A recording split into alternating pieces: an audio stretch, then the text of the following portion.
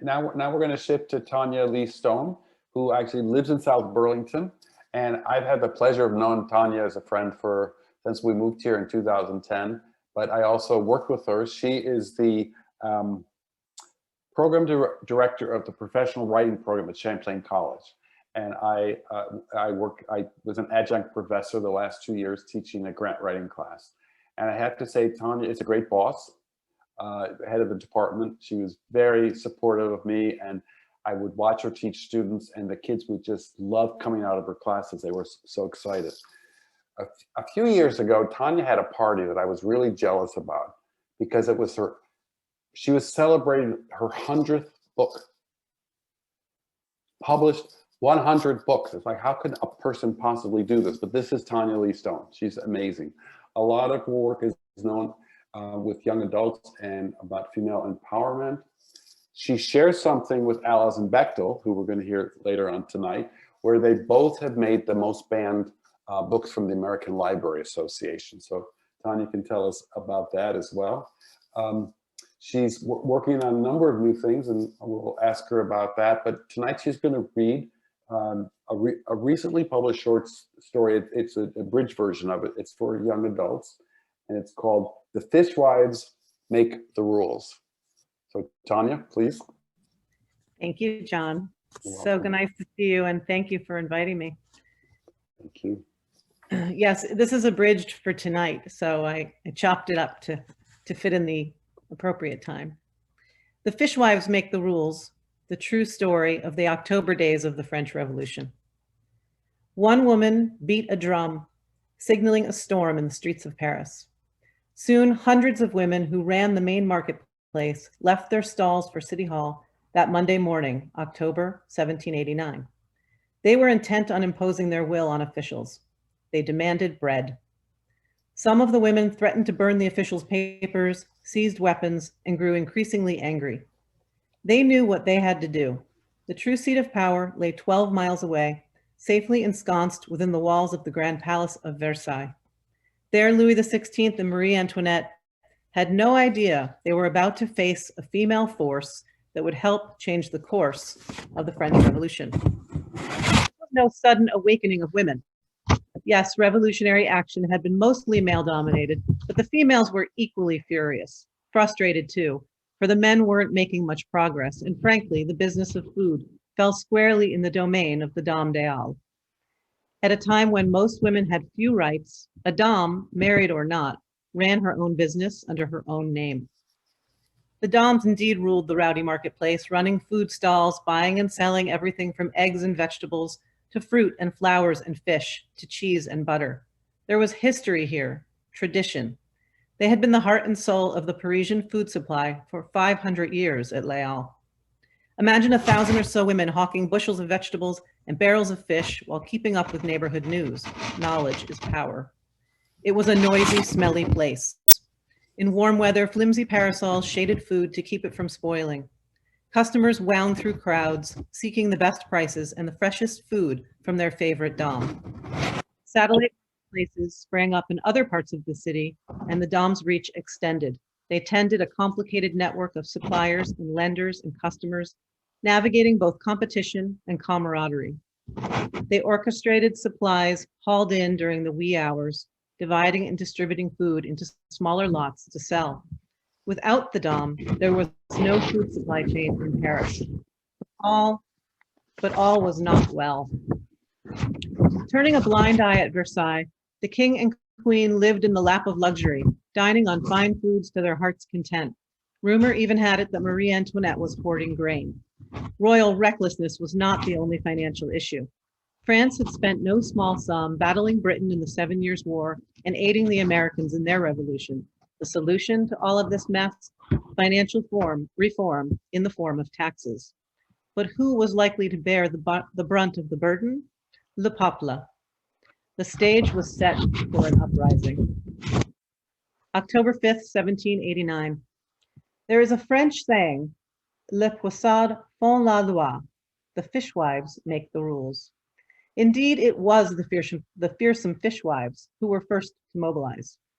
When the marketplace opened that Monday morning, there was, as usual, little to no bread. Hungry and tired of feeling powerless, the Dame d'Al took action. The reaction that had been signaled by one woman beating a drum intensified. After the throng of women rushed City Hall without satisfaction, a heavy rain began to fall, but the Dames were undeterred. Off they set for the palace in Versailles. As they marched through the middle of the Champs-Élysées, women came to meet them from every direction, armed with all manner of muskets, swords, knives, pitchforks, and pikes. Whipped up as the wind, they rounded up more women in the streets, occasionally threatening or shaming them into joining, winding their way through the city, then heading west through the countryside. They knocked on doors to recruit more and more people. The rain became relentless. All told, more than 6,000 souls tromped through streets that had turned to mud, motivated to make their needs known. But the bread crisis was not the only pressing problem they planned to address. They wanted the king to approve the Declaration of the Rights of Man that Lafayette had drafted and move the monarchy from Versailles to the capital city. This would literally and figuratively put the king where he belonged, in the heart of Paris, where change had a chance. By nightfall, they had arrived. Things were calm at first. After insisting their only intention was to peacefully plead for bread, a handful of women were allowed entry to speak with King Louis XVI. He promised to help, dispersing some food, deputizing 40 dames, and sending them back to the city in royal carriages, carrying his message of assurance for the mayor. But many who stayed behind distrusted this news, believing the group sent back to Paris was simply a stalling tactic, a ruse. And they were certain the queen would inevitably change the king's mind. Threatening to fire on the royal guards, a crush of women crowded into the National Assembly. They interrupted speakers, passed mock legislation, and cast uncounted votes on matters of grain circulation and distribution, the very root of the food issue at hand. One even slumped presumptuously in the president's chair. "Do what you are asked," another said. "Don't fancy we are children you can play with. We have our arms raised."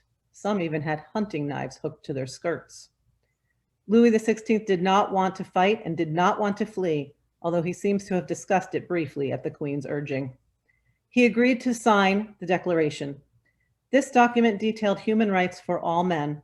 Neither women's rights nor slavery was mentioned. On the point of leaving the safety and seclusion of Versailles for Paris, though, the king hesitated. His hesitation did not sit well with the crowd. And oh, how the crowd had swelled. October 6, 1789. By dawn, upward of 30,000 well-armed French had joined. After a cold, wet night, the people wanted in. When an open gate was discovered, a crowd pushed its way through. By 8 a.m., there were people rushing into the courtyards and into some of the buildings. Louis XVI sent word to his troops not to shoot, but in the confusion, one royal guard already had. Firing from a window into the chaos of the courtyard, he struck and killed a 17-year-old boy. Enraged, the crowd went on attack. One man seized a guard, claiming his life in return for the boys. Another guard's head was hacked off with an axe. The crowd was in a frothy fit. And it was the Queen's life that was really in danger.